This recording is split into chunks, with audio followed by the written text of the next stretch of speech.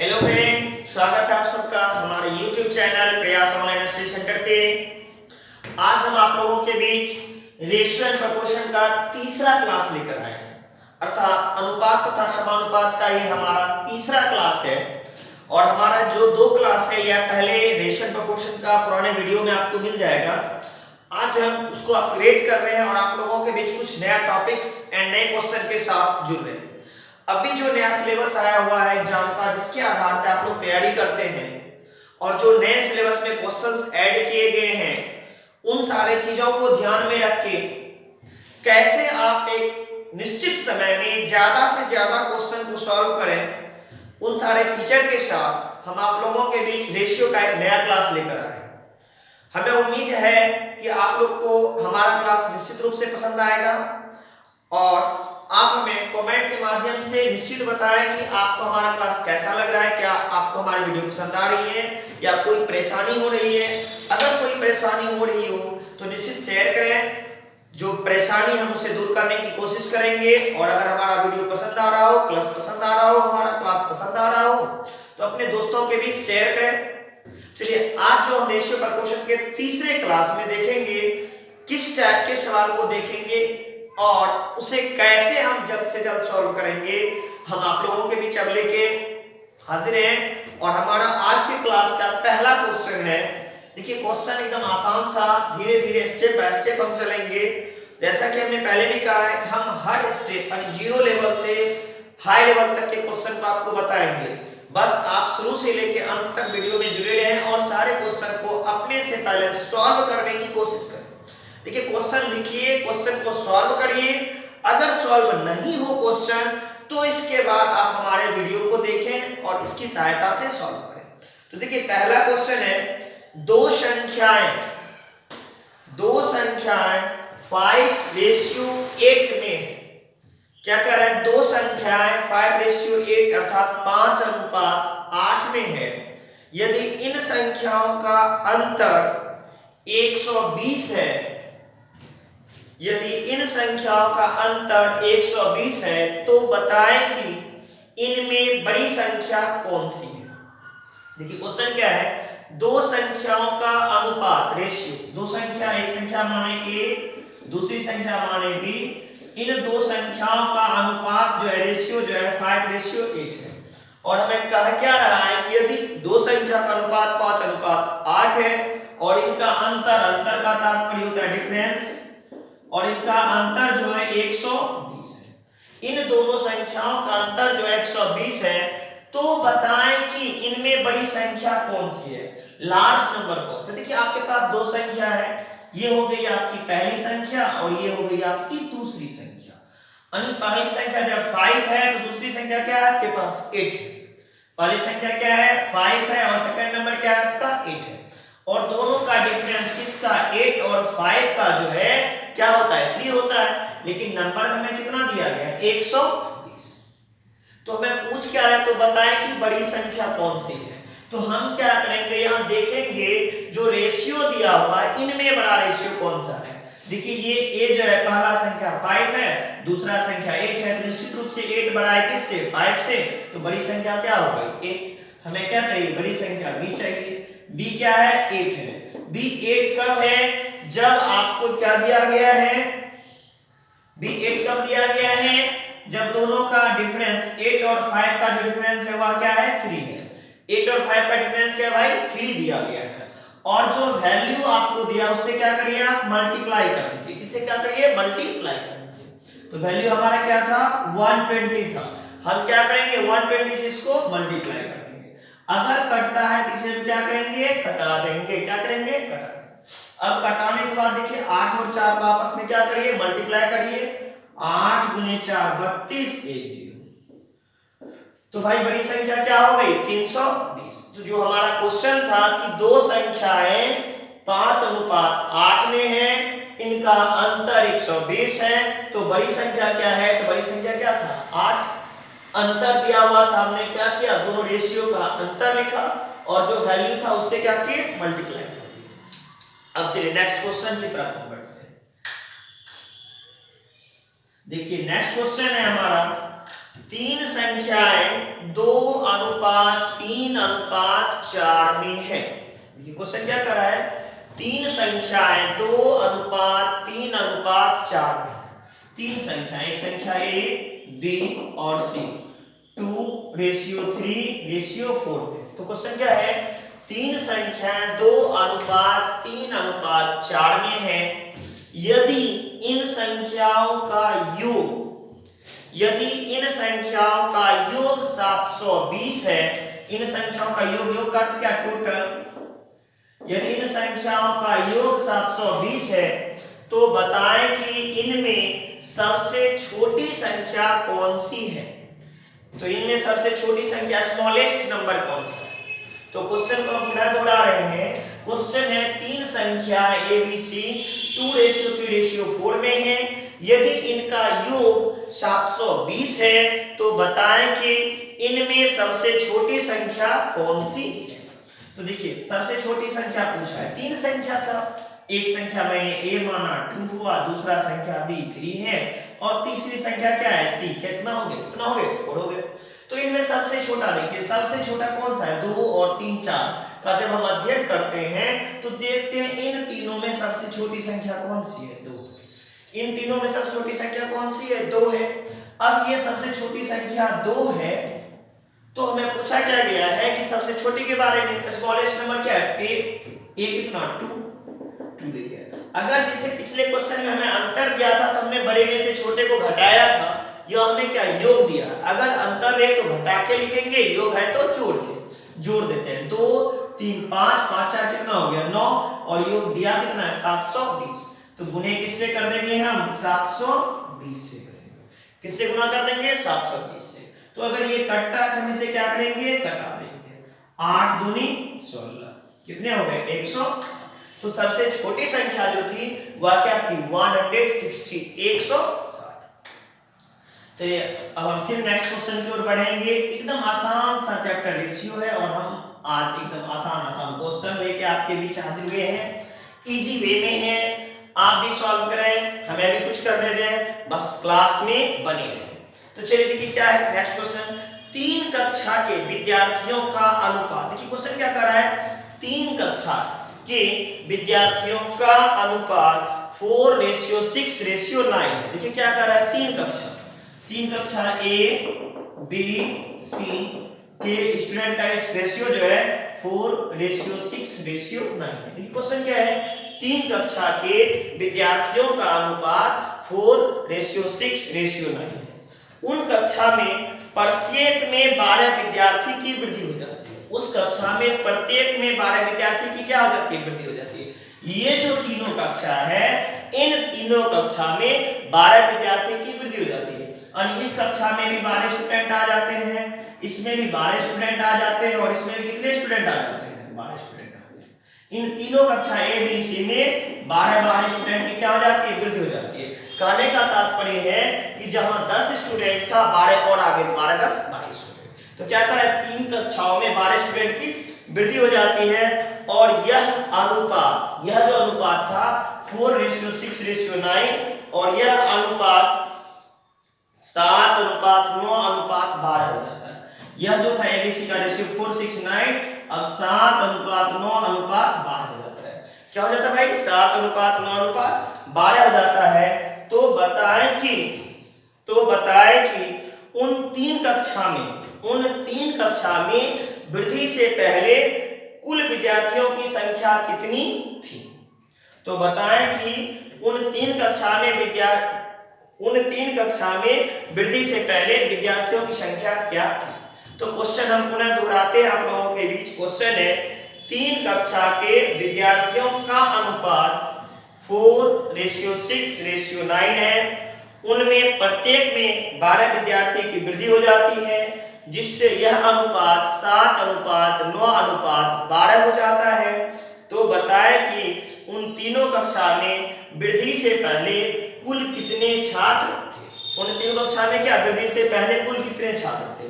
हमें क्या पूछा गया है, वृद्धि से पहले क्या था स्टूडेंट का रेशियो, 4:6:9 क्या था, 4:6:9 यही पूछ रहा है। ओल्ड का टोटल, पहले का टोटल, ओल्ड का क्या पूछ रहा है? टोटल। टोटल जब पूछ रहा था हम क्या करेंगे? तीनों को आपस में जोड़ेंगे। किन तीनों को जोड़ेंगे? ए बी और सी। देखते हैं कितना था, 4 6 4 10, 10 9 कितने हो गए? 19 हो गए। जोड़ दिए। अब हमको देखना है क्या तीनों रेशियो में समान वृद्धि हो रही है या कम वृद्धि हो रही है। अगर चाहे तो आप पहले भी देख सकते हैं कि क्या तीनों रेशियो, जैसे 4 से 7 कितने की वृद्धि हो रही है रेशियो में? 3 की। 6 से 9 कितने की वृद्धि हो रही है? 3 की। 9 से 12 कितने की वृद्धि हो रही है? 3 की। अगर रेशियो में समान वृद्धि या कमी, अगर रेशियो में क्या हो? समान वृद्धि या कमी हो, तो जिस तरह से हम टोटल निकाल रहे हैं आप भी आसानी से टोटल कक्षा ए का स्टूडेंट, कक्षा बी का स्टूडेंट, कक्षा सी का वृद्धि से पहले या वृद्धि के बाद, कक्षा ए का, कक्षा बी का, कक्षा सी का आप निकाल सकते हैं। कब? जब तीनों रेशियो में समान वृद्धि या समान कमी हो, अर्थात इंक्रीजिंग या डिक्रीजिंग इक्वल हो। तो चलिए देखिए क्या पूछ रहा है वृद्धि से पहले। ओल्ड में कितना? 4 6 9, 6 4 10 9 19। कब? जब तीनों में जो था वृद्धि क्या था? इक्वल था। ये 4 से बढ़ के 7 हुआ, ये 6 से बढ़ के 9 हुआ और ये 9 से बढ़ के कितने हो गए? 12। इक्वल है। तो देखिए कितना का? 3 का है, तो जितने का अंतर है वो क्या किए? नीचे लिखे। वृद्धि या कमी जो रेशियो में है वह कहां लिखाएगा? नीचे। किसके रिस्पेक्ट में? जब संख्या बढ़ रही कितनी, तो जितना विद्यार्थी आए या जाए, आएगा तो प्लस में, जाएगा तो माइनस में होगा, लेकिन रेशियो जो है यहाँ क्या कमेगा। अगर मान लीजिए चला जाता तो ये घट जाता, आ गया तो ये क्या हो गया? बढ़ गया। बस हमें देखना है क्या इक्वल दोनों का अंतर जो है सब सेम है या नहीं। जैसे 4 से 7 3 का अंतर आया, 6 से 9 3 का अंतर आया, 9 से 12 3 का अंतर आया। अरे तीनों रेशियो में क्या इक्वलिटी है? सेम है। तो यहाँ क्या लिख दिए? 19 हमें टोटल चाहिए था। अगर मान लीजिए हमें ए का चाहिए होता तो यहाँ 4 लिखते, लेकिन डिवाइड में हमेशा 3, जो रेशियो का अंतर है वह लिखते, और वैल्यू से क्या करेंगे? मल्टीप्लाई। वैल्यू क्या? जितना स्टूडेंट आया गया उससे मल्टीप्लाई। अब करता है किसे? करा दीजिए। 19 के टेबल को 4 बार पढ़िए। 19 गुने 4 कितने हो गए? 76। तो पहले जो थे विद्यार्थियों की संख्या कितनी थी? 76। अब हम ऐसा भी सवाल देखेंगे कि अगर रेशियो में समानता ना रहे तब क्या करेंगे। चलिए हमने क्या कहा, आप सिर्फ क्लास में कंटिन्यू बने रहें, फिर रेशियो देखिए कितनी आसानी से आप सॉल्व करते हैं, और रेशियो के क्लास में कहीं कोई परेशानी आपको फिर नहीं होगी। देखिए नेक्स्ट क्वेश्चन क्या है, दो संख्याएं 3:5 के अनुपात में। क्वेश्चन क्या है, दो संख्याएं 3:5 के अनुपात में है, यदि दोनों में से 9 घटा दिया जाए, यदि दोनों में से 9 घटा दिया जाए तो उनका अनुपात 12:23 हो जाता है। तो उनका अनुपात 12:23 हो जाता है। बताएं कि छोटी संख्या कौन सी है। तो बताएं कि छोटी संख्या कौन सी है। तो सवाल देखिए क्या था कि दो संख्या 3:5 में, 3:5, दो संख्या, एक संख्या ए मान ली, दूसरी संख्या क्या मान ली? बी, और ये जो दोनों था किसमें था? 3:5। क्वेश्चन क्या है, दो संख्याएं 3:5 में है, हमने लिखा A:B = क्या? 3:5। अब आगे हमें क्या कह रहा है कि यदि इनमें से 9 घटा दिया जाए, इनमें कितना घटा दिया जाए? 9 घटा दिया जाए, इसमें भी 9 घटा दिया जाए और इसमें भी 9 घटा दिया जाए, तो इनका अनुपात जो है 12:23 हो जाता है। 12 क्या? 23 हो जाता है। तो बताए कि इनमें छोटी संख्या कौन सी है। देखिए दो संख्या जो पहले था 3:5 में था, हमने लिखा, फिर 9 घटा के देखिए कितना हो गया? 12:23। क्या दोनों का अंतर सेम है? 12 में 3 घटाइएगा 9 आएगा, 23 में 5 घटाइएगा 17 आएगा। इक्वल नहीं। हमने अभी पिछले क्वेश्चन में बोला कि हमने इक्वल वाला बनाया, अगर इक्वल ना रहे तब क्या करते हैं? तो बेसिक रूल पे आते हैं। बेसिक रूल का तात्पर्य है, ये a है, a आपका कितना है? 3, तो a बराबर हमने क्या मान लिया? 3x, और b बराबर क्या हो जाएगा हमारा? 5x। a बराबर 3x और b बराबर 5x। अब हमें क्या करना है, यदि प्रत्येक में 9 घटा दिया जाए तो a में हम पहले 9 घटाते हैं और फिर b में भी क्या करेंगे? 9 घटा देंगे। 5x माइनस किया 9, तो ये क्या हो जाएगा? 12:23। 12:23। अब इसे हम लिख सकते हैं 3x - 9 डिवाइड बाय 5x - 9 = 12/23। चलिए नेक्स्ट स्टेप हमारा होगा क्रॉस मल्टीप्लिकेशन का। 23 गुने 3 करेंगे तो 69x, 23 गुने 9 करेंगे, 23 गुने 9 करेंगे तो 9 किया 27, 27 का 7 के लिए आ गया हमारे पास 2 और 9 दूनी 18, 18 तो 20, 207।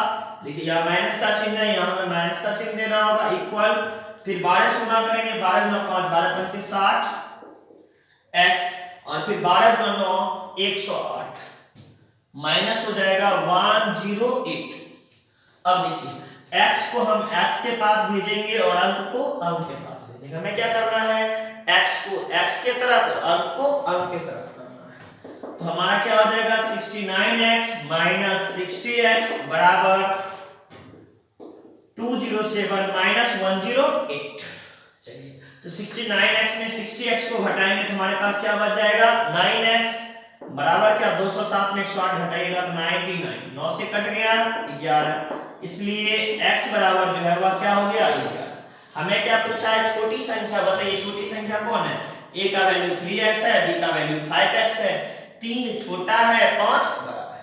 हमें छोटी संख्या चाहिए अर्थात a चाहिए, a बराबर 3x, 3 गुने क्या करेंगे 11, 11 गुने 3 कितने हो गए। अब देखिए अगर डिफरेंस दोनों में इक्वल ना है तो आप बेसिक रूल से बना सकते हैं। फिर मौका आएगा नेक्स्ट क्वेश्चन में जब बराबर नहीं होगा तो हम आपको शॉर्ट रूल से भी बताएंगे। बस आप देखते चलिए, एकदम आसानी से सवाल को हम सॉल्व करते चलेंगे ताकि आपको भी बेसिक रूल से एक बार बनाना पड़े और फिर आप शॉर्टकट का भी इस्तेमाल करें। हम दोनों मेथड आपको बताते हैं, बेसिक रूल एंड शॉर्टकट। तो दोनों रूल से आप भी बनाइए ताकि कभी दिक्कत हो जाए जब हमें शॉर्ट बनाने के लिए भूल जाए तो ऐसा ना हो हम बैठ के हम सॉल्व करके आएंगे क्वेश्चन। तो नेक्स्ट क्वेश्चन देखिए क्या कर रहा है, एक विद्यालय में 1554 विद्यार्थी थे। देखिए क्या कर रहा है, एक विद्यालय में 1554 विद्यार्थी थे। टोटल स्टूडेंट कितना, टोटल स्टूडेंट 1554 थे और लड़के और लड़कियों की संख्या का अनुपात 4:3 था। लड़के और लड़कियों की संख्या का अनुपात 4:3 था। लड़के और लड़कियों की संख्या का अनुपात 4:3 था। कुछ दिन बाद 30 लड़कियां ने उस विद्यालय में प्रवेश कर लिया। क्या कह रहे हैं, कुछ दिन बाद 30 लड़कियां ने उस विद्यालय में प्रवेश कर लिया और कुछ लड़के ने विद्यालय छोड़ दिया और कुछ लड़के ने विद्यालय क्या किया, छोड़ दिया। परिणाम स्वरूप लड़के और लड़कियों का अनुपात 7:6 हो गया। परिणाम इसके बाद क्या हुआ, लड़के और लड़कियां का जो अनुपात था वह 7:6 हो गया। विद्यालय छोड़ने वाले लड़कों की संख्या कितनी है, क्वेश्चन क्या कह रहा है, विद्यालय छोड़ने वाले लड़कों की संख्या कितनी है। तो चलिए आपने सवाल लिखा होगा, अब हम इसे सॉल्व करते हैं। देखिए क्या था कि एक विद्यालय में टोटल स्टूडेंट 1554 थे जिसमें बॉयज और गर्ल्स का रेशियो 4:3 था। पहला स्टेप हम ये देखेंगे यहाँ बॉयज कितने पर, बॉयज की संख्या 4, कब जब कुल योग 4 3 7 और स्टूडेंट कितना 1554। अब 7 से कटता है, इसे कटा दीजिए, 7 दूनी 14 1 15, 7 दूनी 14 1 15, 7 दूनी 14, 4 दूनी 8, 4 दूनी 8, फिर 4 दूनी 8, यानी 888 लड़के पढ़ते थे और गर्ल्स की संख्या क्या थी 3/7 × 1 5 ठीक है। सेम चीज है, कटाइएगा फिर उसी तरह से 7 दूनी 14, 7 दूनी 14, 7 दूनी 14 कटेगा, ये 6 स्टूडेंट होगा। तो लड़कों की संख्या हमारे विद्यालय में 888 था और लड़कियों की संख्या कितनी थी 666 थी। हमारा पहला स्टेप जो सवाल का था उसे कंप्लीट किया। पहला स्टेप क्या था कि एक विद्यालय में कुल 1554 विद्यार्थी थे जिनमें लड़के तथा लड़कियों का अनुपात 4:3 था। तो लड़के कितने हैं 888 और लड़कियां कितना 666।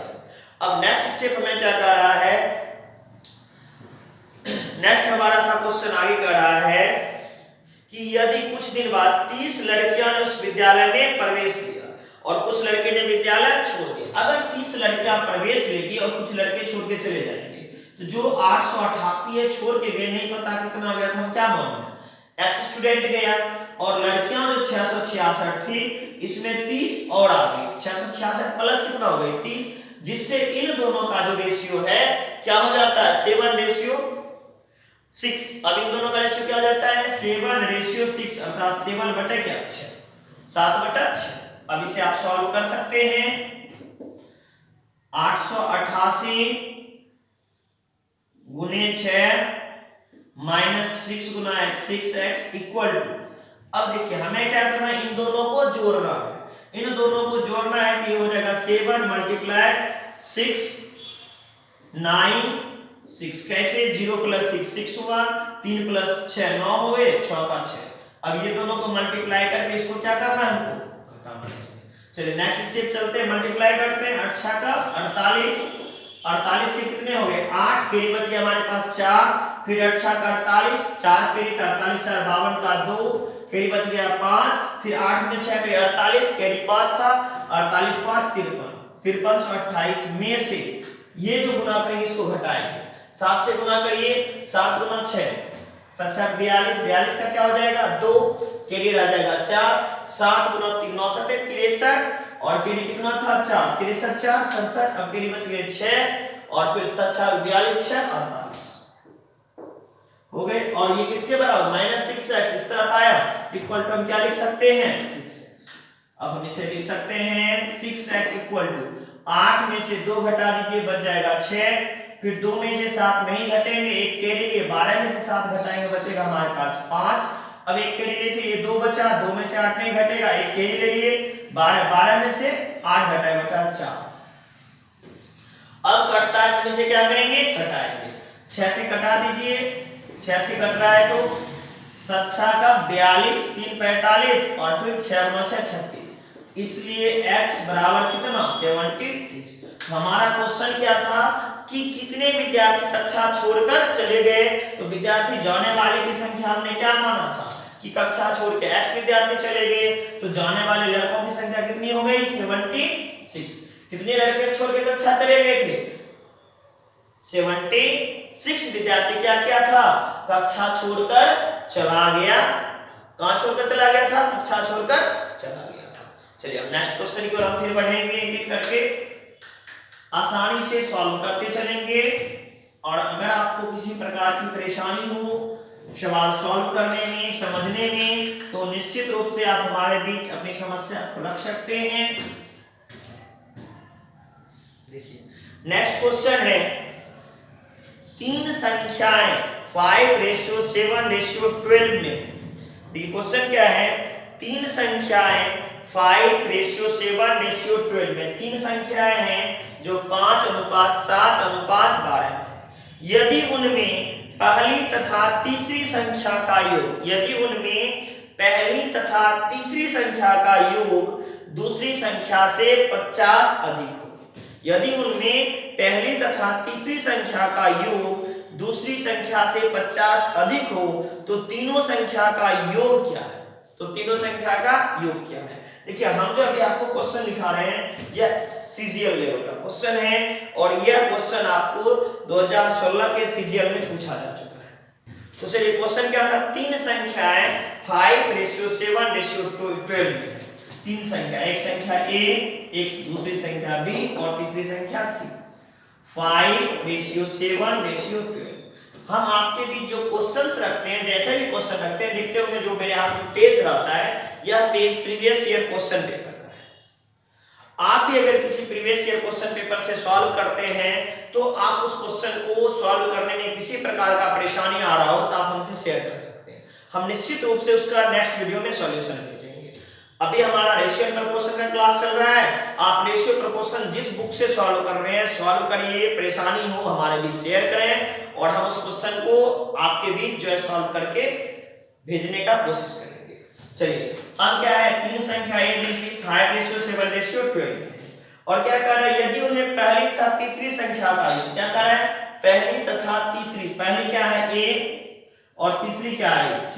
क्या कह रहा है पहली तथा तीसरी का योग। देखिए पहली तीसरी का योग A + C कितने हो गए 5 जोड़ 12 कितने हो गए 17। पहली तथा तीसरी का योग 17। दूसरी संख्या क्या है 7। दूसरी संख्या क्या है B वह क्या है 7 से 50 अधिक है। ये 17 किससे, इस 7 भाग से कितना आता है 50 अधिक है। तो पूछ क्या रहा है, तीनों संख्याओं का योग। तो हमें बताएं कि a plus B plus C equal to 1। देखिए सवाल क्या था कि तीन संख्या a b c 5:7:12 में है। यदि पहले तथा तीसरी का योग, ये दोनों का योग जो है दूसरी से 50 अधिक, ये भाग में किसमें पार्ट्स में है। यदि यहाँ देखा जाए 12 और 5 17, 7 से 10 अधिक है। अगर ये रेशियो में 10 अधिक है तो टोटली में कितना अधिक है 50। तो चलिए हम इसी चीज को यहाँ लिखते हैं, डायरेक्ट लिखें। टोटल पूछा जो गया है टोटल मतलब कुल हो गया, हमें टोटल चाहिए। टोटल कितना हो जाएगा 5 7 12 12 24। टोटल कितने हो गए 24। कब, जब पहले तीसरे का योग 12 5 17 से ये 7 क्या है 10 कम है, या 12 5 17 जो है 7 से 10 अधिक है। तो दोनों का हम अंतर कर दिए, 12 5 17, 17 में 7 घटा दिया, क्या लिखे 10। लेकिन रियल में अधिक कितना है 50। ये 0 और ये 0 क्या हो गए, कैंसिल हो गए। अब 24 को 5 से गुना कर दीजिए 120। तो रियल में तीनों संख्या का योग कितना था 120। अब हम नेक्स्ट क्वेश्चन की ओर फिर बढ़ेंगे। देखिए नेक्स्ट क्वेश्चन है, दो पूर्ण संख्याओं का अनुपात 5:7 है। देखिए क्वेश्चन क्या है, दो पूर्ण संख्याओं का अनुपात 5:7 है। क्लियर, दो पूर्ण संख्याओं का अनुपात 5:7 है। यदि इनका अंतर 24 है, यदि इनका अंतर 24 है तो योगफल क्या होगा। यदि इनका अंतर 24 है तो इनका योगफल क्या होगा। देखिए क्वेश्चन क्या था, दो पूर्ण संख्या, एक संख्या a माने, दूसरा संख्या क्या माने b, का रेशियो क्या था 5:7। a जब आपका 5 था तो b आपका कितना दिया हुआ है 7। दो पूर्ण संख्याओं का अनुपात 5:7। यदि इनका अंतर डिफरेंस जो है वह 24 है तो जोड़ने पर क्या होगा, a प्लस b चाहिए, दोनों का योग चाहिए। तो दोनों का आप जोड़ दीजिए 7 5 12। कब, जब 7 और 5 का अंतर कितना 2।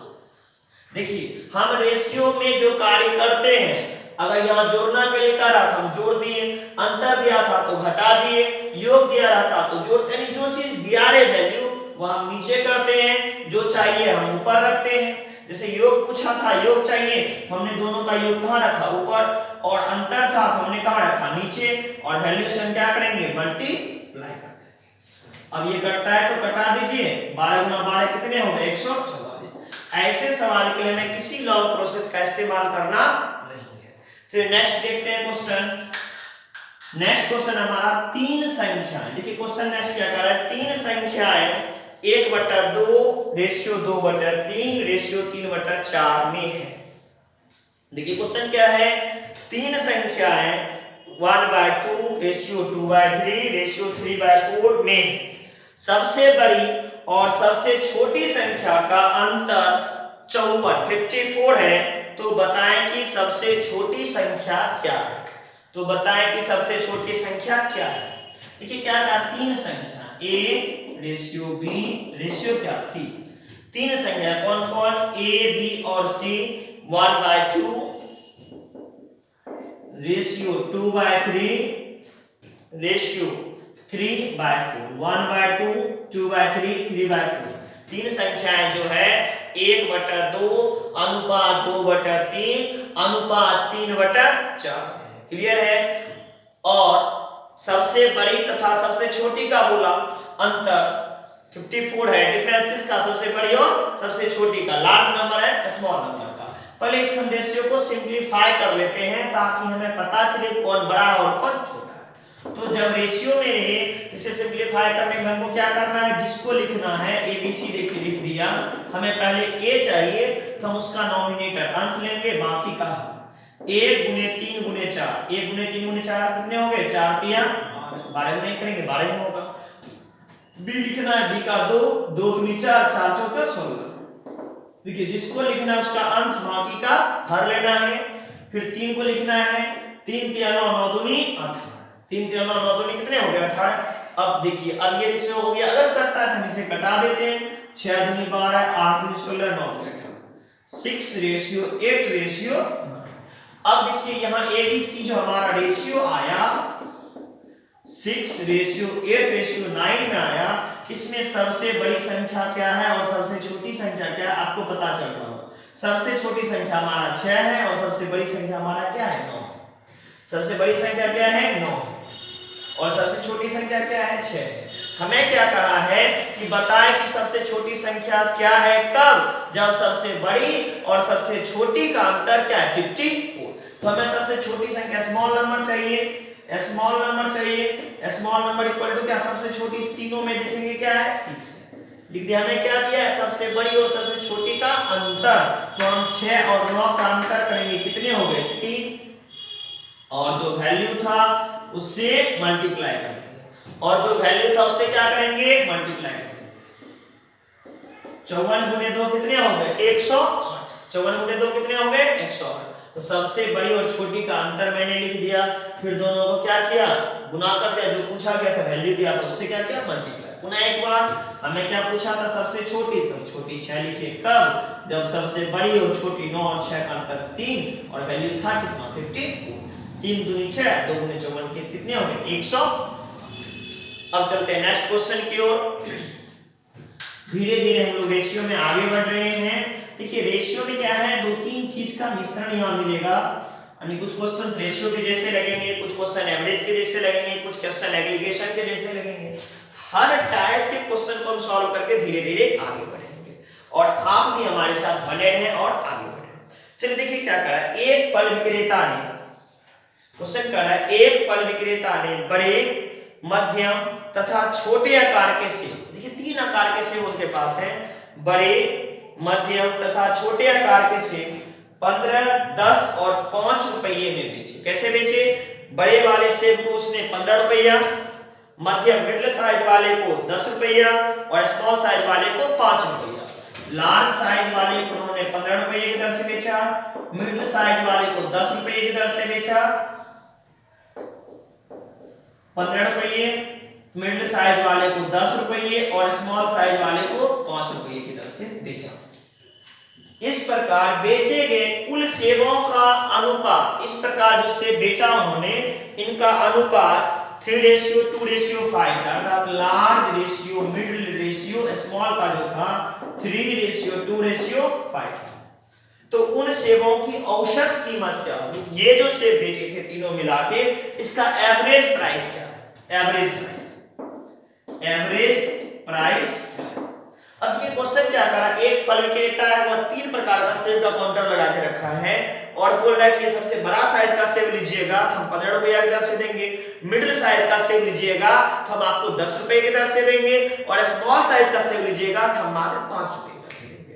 और इस तरह से बेचना शुरू कर दिया, और लार्ज साइज वाला हम मान लेते हैं 3 सेब बेचा, मिडिल साइज वाला 2 सेब बेचा और स्मॉल साइज वाला 5 सेब बेचा। और पूछा क्या कि एवरेज प्राइस, तो एवरेज प्राइस के हम क्या करेंगे, डायरेक्ट लिखते हैं एवरेज प्राइस। हम ये मान के चलते हैं उन्होंने समूचे दिन में जो रेशियो में 3 है 3 ही से बेचा। कौन सा, लार्ज साइज वाला, कौन सा सेब, लार्ज साइज वाला 3 ही से बेचा। उसे किस दर से बेचता 15, तो 3 गुने क्या कर देंगे 15। फिर उन्होंने मात्र 2 से बेचा, कौन सा, मिडिल साइज वाला, उसे कैसे बेचा 10 की दर से, तो 2 गुना क्या कर देंगे 10। और फिर स्मॉल साइज वाला जो है उसने 5 से बेचा और उसे कैसे बेचा 5 रुपए की दर से। तो ये उसकी पूरे दिन की कमाई इनकम, लार्ज वाले से 3 गुना 15, मिडिल वाले से 2 गुना 10 और स्मॉल वाले से 5 गुने 5। तो उसने पूरे दिन में कितने से बेचे, देखिए तो 3, 2, 5, 5, 10, तो 10 से हम क्या करेंगे डिवाइड कर देंगे।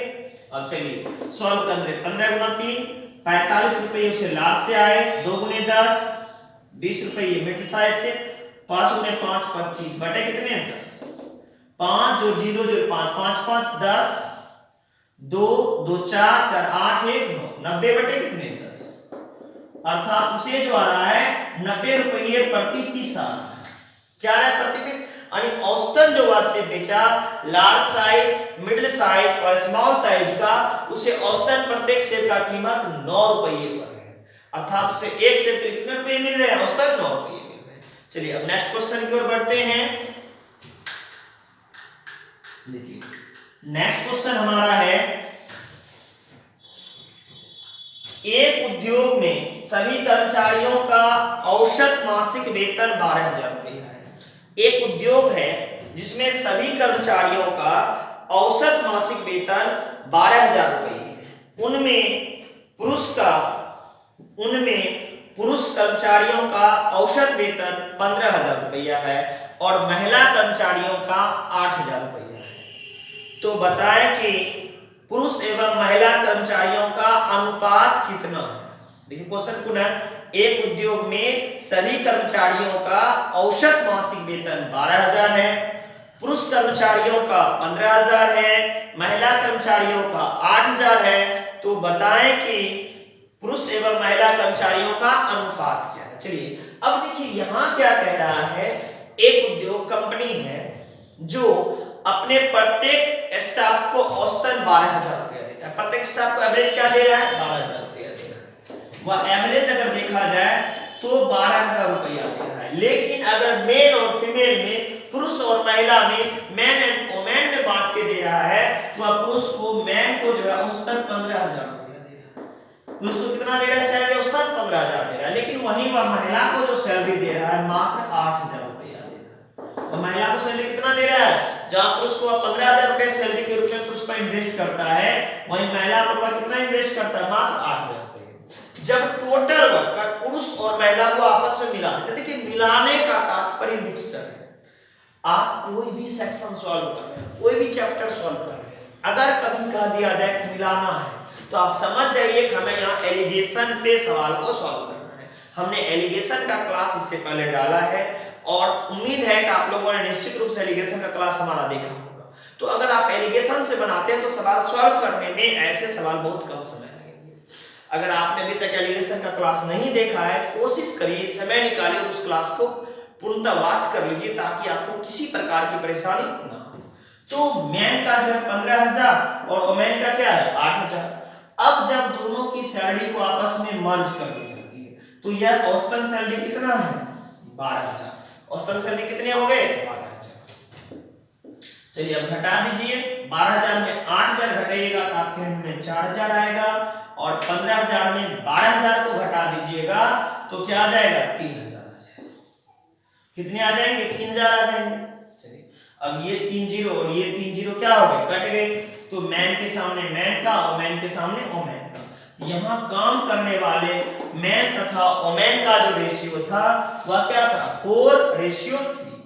किस अनुपात में कर्मचारी काम कर रहे थे 4:3। अर्थात इस वर्कर में, इस कंपनी में कार्य करने वाले पुरुष की संख्या अगर 4 थी तो महिलाओं की संख्या कितनी थी, मात्र 3 थी। पुरुष की संख्या कितनी थी 4, तो महिलाओं की संख्या कितनी थी 3। चलिए अब नेक्स्ट क्वेश्चन की ओर हम बढ़ते हैं।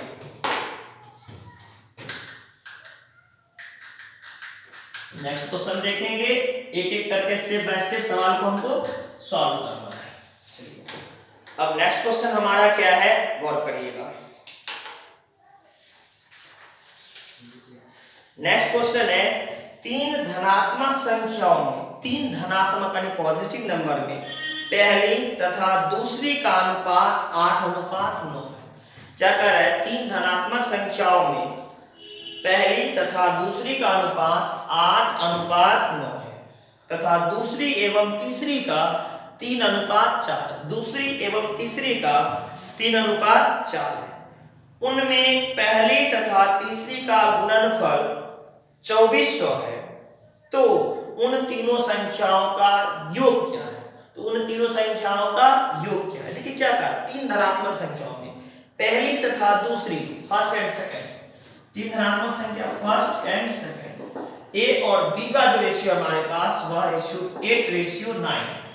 फिर आगे बोला दूसरी एवं तीसरी का, बी एंड सी का जो रेशियो है वह 3:4 है और इन तीनों का गुणनफल 2400। और सॉरी, उनमें पहली तथा तीसरी का गुणनफल हमें दिया है। पहले पहली तीसरी का ए बी सी निकाल लेते, तीनों संख्या ए बी सी में निकालेंगे। कैसे निकालेंगे, देखिए अगर जिससे समाप्त हुआ उसी से शुरू हुआ। रेशियो का बेसिक क्लास में बताया डायरेक्ट करने के लिए, यहाँ बी से रेशियो समाप्त हो रहा है और यहाँ बी से स्टार्ट हो रहा है। हमें क्या करना है, एबीसी निकालना है। ए से प्रारंभ करिए, बी तक आइए, 8 3 24। चिन्ह किसका, रेशियो का। फिर बी से प्रारंभ करिए, फिर बी तक ही जाइए। देखिए बी तक ऊपर की तरफ बढ़े, 9 तिया 27, फिर 9 से नीचे की तरफ सी तक, 9 चौका 36। अब अगर ये कट रहा है तो इसे क्या करिएगा, कटा दीजिए। 3 से कट रहा है, 8 तिया 24, 9 तिया 27, 12 तिया 36। तो ए बी सी का जो रेशियो आया, A ratio B ratio C, 8 ratio 9 ratio 12। A आपका 8 है, बी आपका 9 है एंड सी आपका क्या है 12। और हमें क्या कर रहा है, पहली और तीसरी का गुणनफल। पहली तीसरी देखिए, ए 8 हो गया, ए का वैल्यू हम 8x मानते हैं और सी का वैल्यू हम 12x मानते हैं।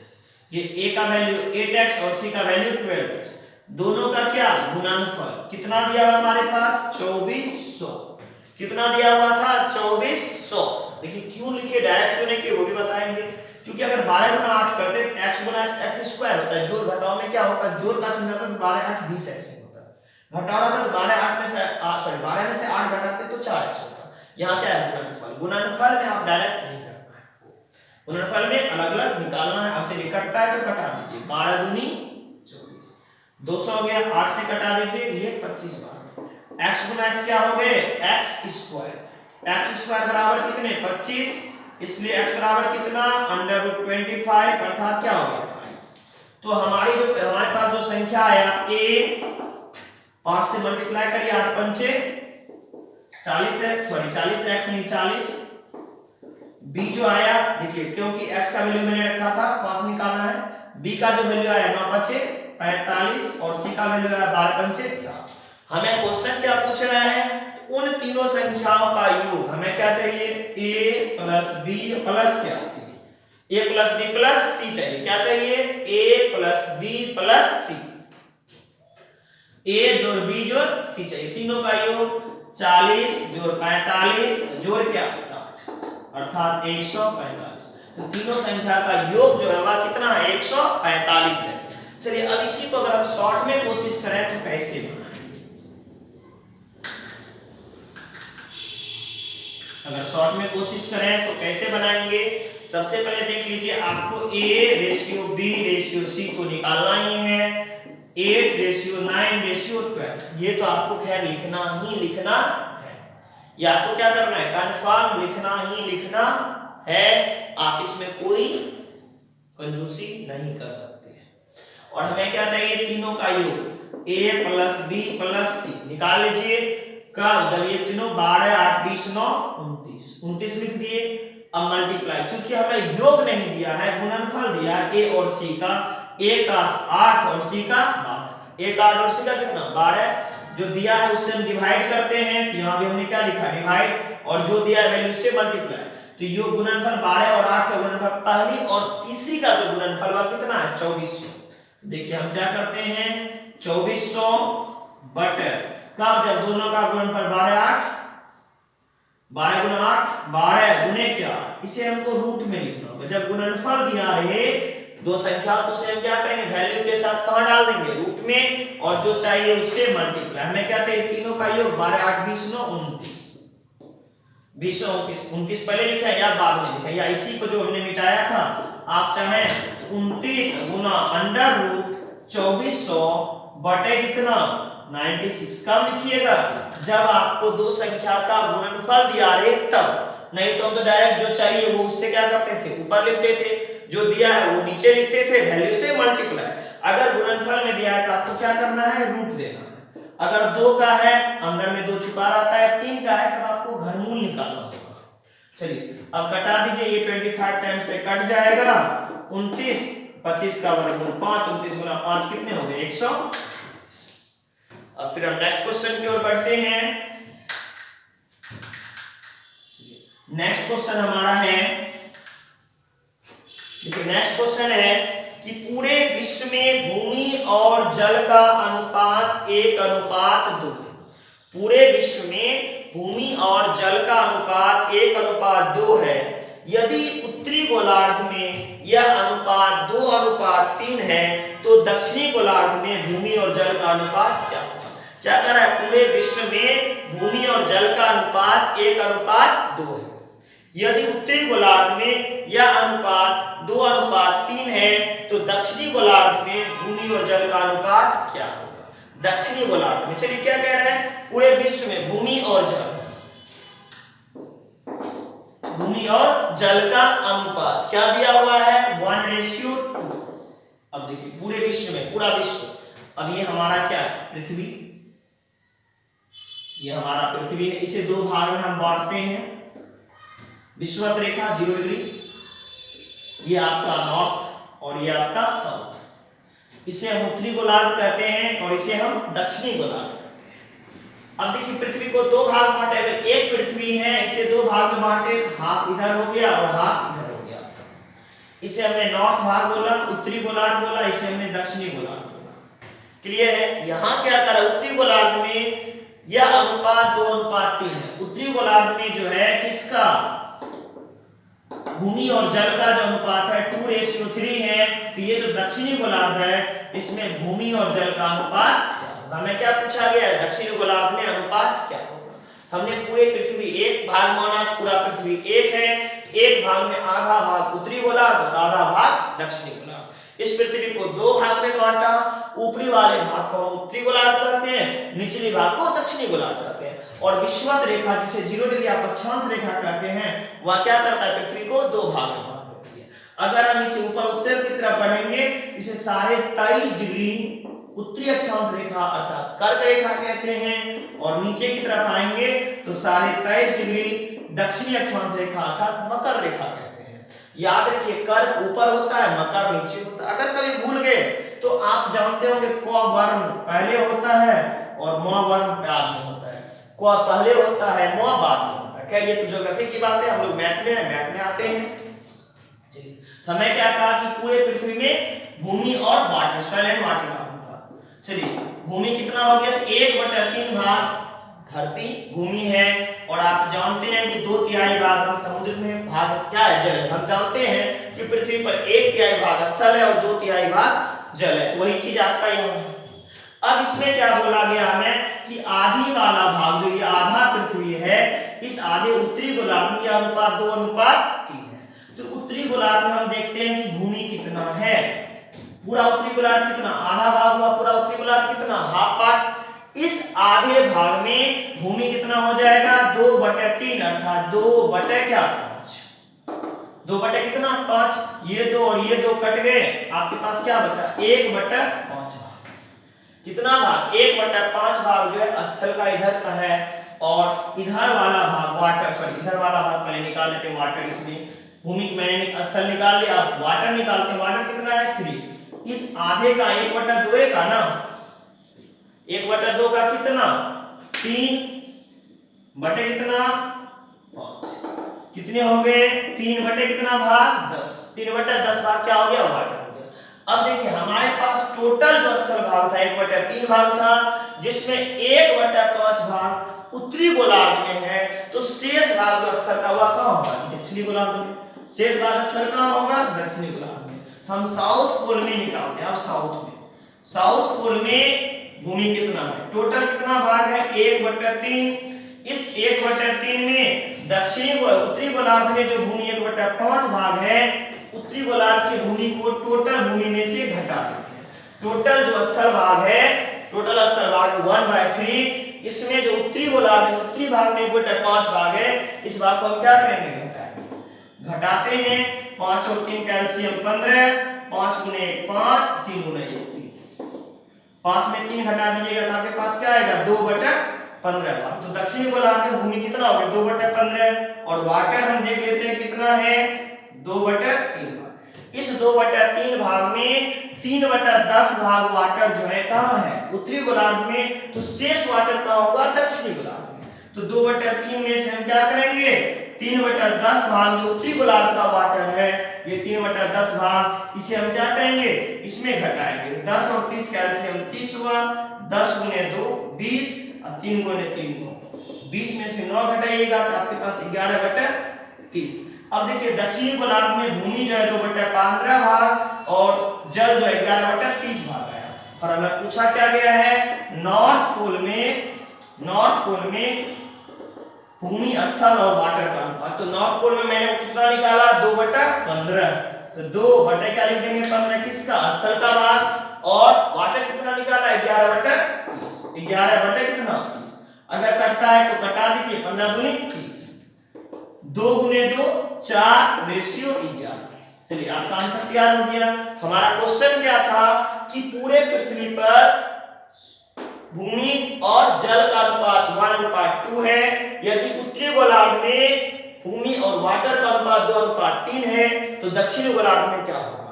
तो हमने इसे दो भाग में बांटा, उत्तरी गोलार्ध और दक्षिणी गोलार्ध में। उत्तरी गोलार्ध में भूमि की मात्रा निकाला, 1/2 क्यों लिखा, पूरा पृथ्वी 1, उत्तरी गोलार्ध आधा हुआ तो भूमि निकाल लिया। फिर क्या किया, उधर से वाटर निकाल लिया, दोनों का अंतर कर लिए, यानी आपको भूमि टोटल भूमि 1/3 में से उत्तरी गोलार्ध के हिस्से को घटाया तो हमें दक्षिणी गोलार्ध का मिला।